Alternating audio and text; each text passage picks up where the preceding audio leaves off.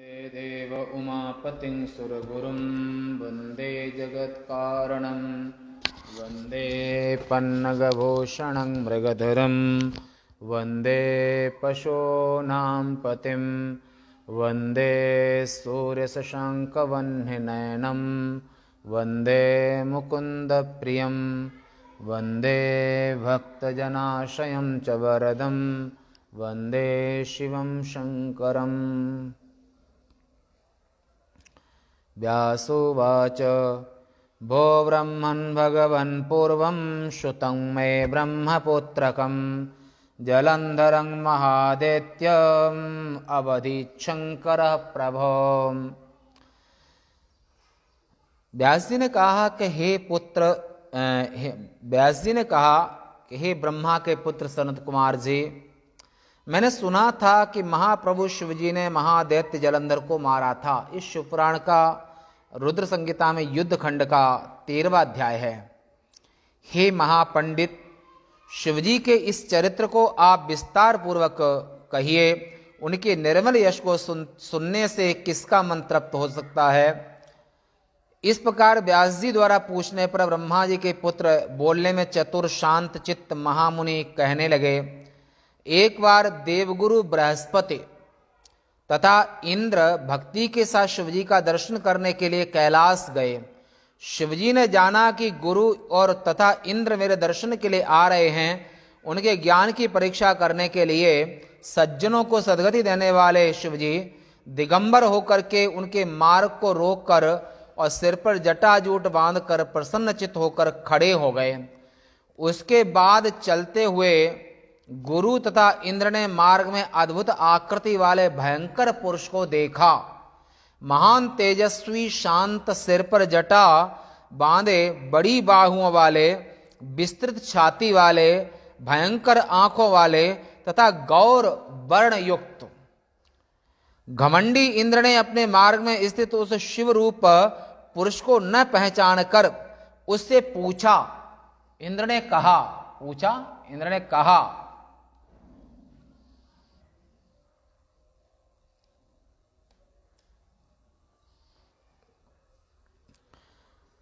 तुम कौन हो, कहां से आए हो, तुम्हारा क्या नाम है, ठीक ठीक बोलो। शिवजी ने अपने आश्रम में है या कहीं गए हैं, माने शिवजी अपने आश्रम में हैं या कहीं गए हैं, ऐसी बात उनसे पूछा। इंद्र के ऐसा पूछने पर उस तपस्वी ने कुछ नहीं कहा। इंद्र ने फिर पूछा किंतु वह दिगंबर कुछ नहीं बोला। लोकों के स्वामी इंद्र ने उसी प्रकार फिर पूछा। लीला विग्रहधारी महायोगी प्रभु चुप रहे। देवराज इंद्र के इस प्रकार बार बार पूछने पर भी इंद्र के ज्ञान की परीक्षा करने की दृष्टि से भगवान शिवजी कुछ नहीं बोले। तब तीनों लोकों के ऐश्वर्य से गर्वित होकर देवेश इंद्र ने क्रुद्ध होकर उस जटाधारी को झिड़क करके इंद्र कहा, हे दुर्बुद्धि, मेरे बार बार पूछने पर भी तू उत्तर नहीं दे रहा है। मैं तुझे वज्र से मारता हूं, देखता हूं तुझे कौन बचाता है।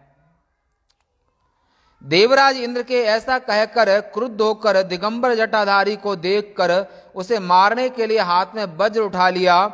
इंद्र को हाथों में वज्र लिया हुआ देखकर सदाशिव शंकर ने उसे रोक दिया। तब विकराल आंखों वाले भयंकर शिवजी क्रुद्ध होकर शीघ्र ही अपने तेज से इस प्रकार जलने लगे मानो जलाएंगे।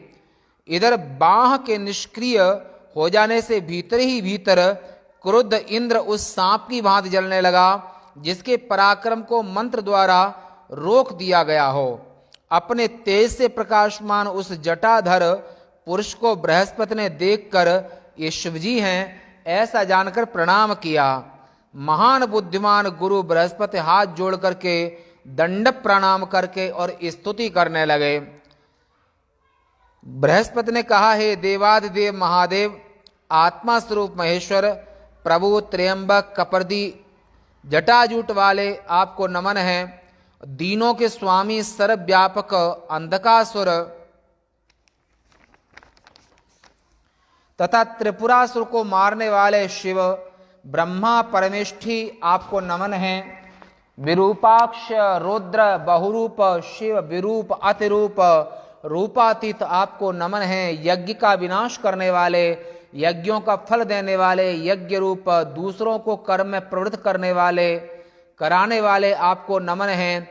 कालांतक काल स्वरूप मन महाकाल स्वरूप, काल स्वरूप काल रूप सर्पों को धारण करने वाले परमेश सर्वव्यापी आपको नमन है। ब्रह्म शीर्ष नामक अस्त्र को चलाने वाले, ब्रह्मा तथा चंद्रमा द्वारा प्रार्थना किए गए ब्राह्मणों का हित करने वाले आपको नमन है। आप ही अग्नि वायु आकाश जल भूमि सूर्य चंद्रमा नक्षत्र और ज्योतिष चक्र के रूप में भी आप ही हैं। आप ही ब्रह्मा विष्णु परमेश्वर सनकादि मुनि और तपस्वी नारद हैं और आप ही संपूर्ण लोकों के स्वामी, संसार की आत्मा, सबसे संबद्ध सबसे भिन्न प्रकृति से परे आप ही ब्रह्मा नाम से रजोगुण से युक्त होकर लोकों की सृष्टि करते हैं। सत्वगुण द्वारा विश्व रूप होकर के आप संपूर्ण सृष्टि का पालन करते हैं। और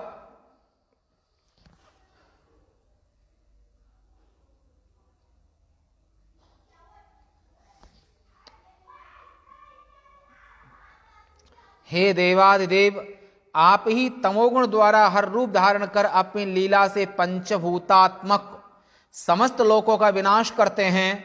हे संसार के कर्ता भरता संघर्ता, आपके ही ध्यान के बल से सूर्य तपता है, चंद्रमा अमृत बरसाता है, वायु निरंतर बहता है। आपके ही ध्यान के बल से हे शिवजी मेघ पानी बरसाते हैं। आपके ही ध्यान के बल से देवराज इंद्र तीनों लोकों को पुत्र की भांति पालते हैं। आपके ध्यान के बल से तथा आपके वैसे सभी देवता शिवजी मुनिगण मेघ अपने अपने कर्तव्य का पालन चकित होकर किया करते हैं। आपके चरण कमलों का सेवन करने से भूलोक में जो मनुष्य हैं या अन्य देवताओं का सेवन किए बिना ही संसार में समस्त ऐश्वर्य का उपभोग करते हैं। आपके ही चरण कमलों का सेवन करने से मनुष्य उस परम गति को प्राप्त हो जाता है जो योगी जनों को भी दुर्लभ होती है। लोक कल्याण करने वाले शिवजी की बृहस्पति ने इस प्रकार स्तुति करके और उनके चरणों में इंद्र को गिराकर उससे प्रणाम कराया। गुरुदेव ने इंद्र से भी प्रणाम कराया। इस प्रकार विनम्र इंद्रदेव से प्रणाम कराकर बृहस्पति अत्यंत विनम्रता से शिवजी से कहने लगे, हे दीननाथ महादेव, इंद्र आपके चरणों पर गिरे हैं। अब आप अपने क्रुद्ध नेत्रों को शांत कीजिए और प्रसन्न हो जाइए। शरणागत इंद्र की रक्षा कीजिए। तीसरे नेत्र से उत्पन्न यह आग शांत हो। देवादिदेव महादेव दया सिंधु महेश्वर बृहस्पति ने इस प्रकार जो बृहस्पति के वाक्य को सुनकर गंभीर स्वर में कहा, हे बृहस्पति, जो क्रोधाग्नि आंख से निकल चुकी है उसे मैं कैसे धारण करूं? जैसे सांप जब केंचुली को छोड़ देता है तो वह उसे कैसे धारण कर सकता है था? नहीं कर सकता है। बृहस्पति जी शिवजी की इस प्रकार बात को सुनकर दुखी तथा भयभीत होकर कहने लगे, आपको सदा भक्तों पर दया करनी चाहिए। आप अपने भक्त वत्सल नाम को सत्य कीजिए। हे देवादिदेव, अपने इस उग्र तेज को और कहीं डाल दीजिए। आप अपने सभी भक्तों के उद्धार करने वाले हैं, अतः इंद्र का उद्धार कीजिए। बृहस्पति के ऐसा कहने पर भक्त वत्सल और भक्त कष्टनाशक शिवजी प्रसन्न होकर बृहस्पति से कहने लगे, हे तात, तुम्हारी इस स्तुति से मैं प्रसन्न हूँ। तुम्हें मैं एक उत्तम वर देता हूँ। इंद्र को जीवन दान देने के कारण तुम जीव नाम से प्रसिद्ध हो गए। मेरे तीसरे नेत्र से यह जो इंद्र को मारने वाली अग्नि की उत्पत्ति हुई है, अब उसे मैं दूर फेंक देता हूं जिससे इंद्र को कष्ट न दें। ऐसा कहकर उस अपने तीसरे नेत्र से उत्पन्न अग्नि को उन्होंने 4 समुद्र में डाल दिया, माने जो पृथ्वी लोक का समुद्र है। उसके बाद महान कौतुक को करने वाले शिवजी वहीं पर अंतर ध्यान हो गए।